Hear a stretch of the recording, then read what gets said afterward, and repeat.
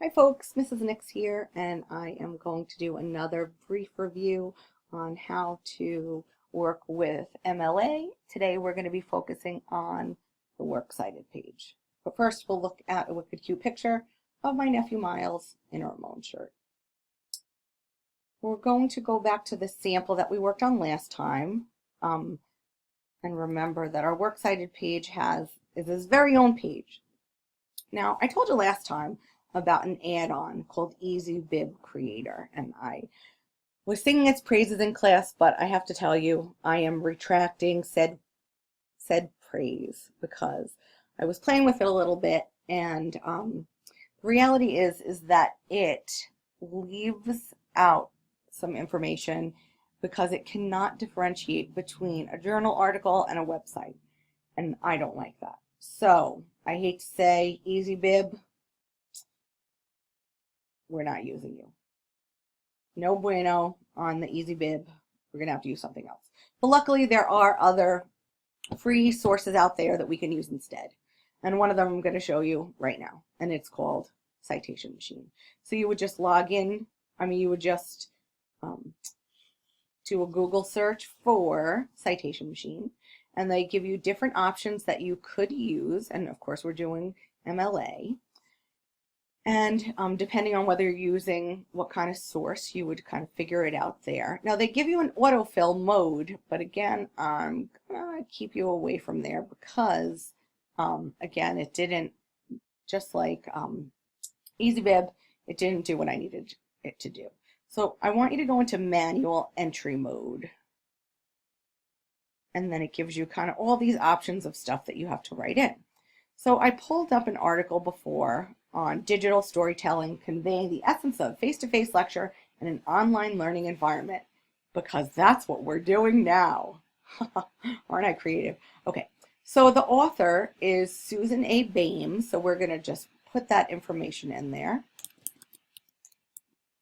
And it gives you the option to say, hey, is this chick an author, a contributor, or an editor? And it would tell you all that fun stuff. And if there were multiple authors, you could just kind of click it in there.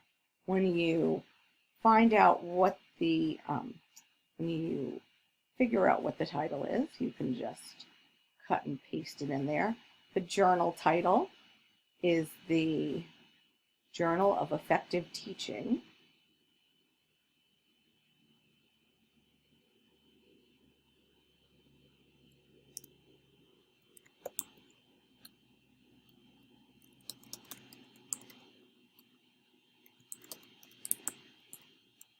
The volume number will be on here too.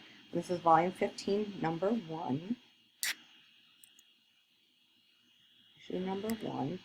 It gave us some page numbers there too, and it is 47 to 58.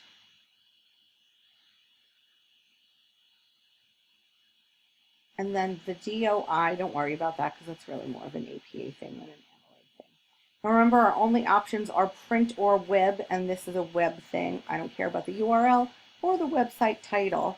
And in this case, the publisher is also the Journal of Effective Teaching. This one doesn't have a date. It just says a year, 2015. So we're just going to put in the information that we have. And then the year that we accessed it was today, September 15th, 2015. And then we're going to double check that it's MLA and journal, that it's saying the right thing, and it is. And then we just do create citation. And then it thinks a little bit, and by magic, it comes up with that. And then you just are going to say copy and paste, and then you're going to go back into your Works Cited. Make sure that you're scrolled over appropriately all the way to the left side. Paste that bad boy in there. Now, you see that it does not have a hanging citation that we want it to have. So we have to force it. But voila, it's perfect citation. Exactly the way that it's supposed to be. Now, another option that we have, if you have access to Microsoft Office and Microsoft Word, it's also built in here. Now, I have a Mac, so it looks a little different, but if you go into document elements, there's something called references. So you just make sure that it's clicked on MLA, and then you're going to do manage your sources. So let's say that I was doing the same exact thing, Susan Bain, okay, and the title was, won't let me cut and paste. I don't like that. I don't like that it's making me do some work here. I'm not down with that. Digital storytelling, conveying the essence of blah, blah, blah, blah. Let's see if it'll let me do it now.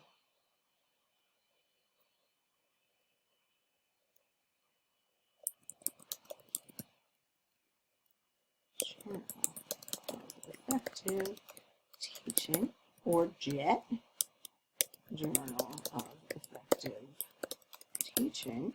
The year that they have was 2015 with no date.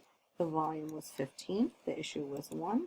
The pages, I forgot what they were, so I have to look, were 47 to 58.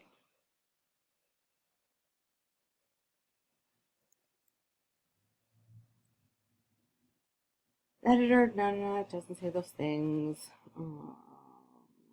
Yeah, and then we just say okay.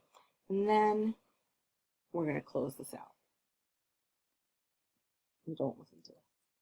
Then on there, what you would do is you would just say works cited, and then it kind of gives you the stuff. We're going to cut and paste it because I want to just show you kind of the difference, what it looks like, because you can see that it's that in the second one, it's left some important stuff out. So it had the author's name, it has the title, awesome, it has the journal, awesome, it has the volume, yes, it has the date, yes, it has the fun year and the page numbers, but it doesn't have here the author, or that it was a website, or when we got it.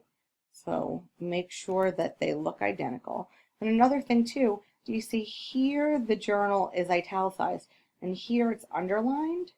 Now I've always learned that it was italicized, but when we read it, when we were looking online, it was saying that it's underlined. So I'm going to tell you the truth, ready? I don't care as long as it is the same all throughout. So even though it's the same citation, let's say they were 2 different ones, but that's what it would look like, and it's beautiful and perfect in every way. If you have any questions, you know that you can always email me, and you can email me at itsrebecca@gmail.com. I'll make it nice and big so you can see it. Oh, that's really big. It's, first I need to learn how to spell. itsrebecca@gmail.com. And I will be happy to answer your questions. If not, you know, you can always ask me in class. I hope this was helpful. Let's look at Miles again. Ready? Oh, he's so cute. Okay, thanks. Bye.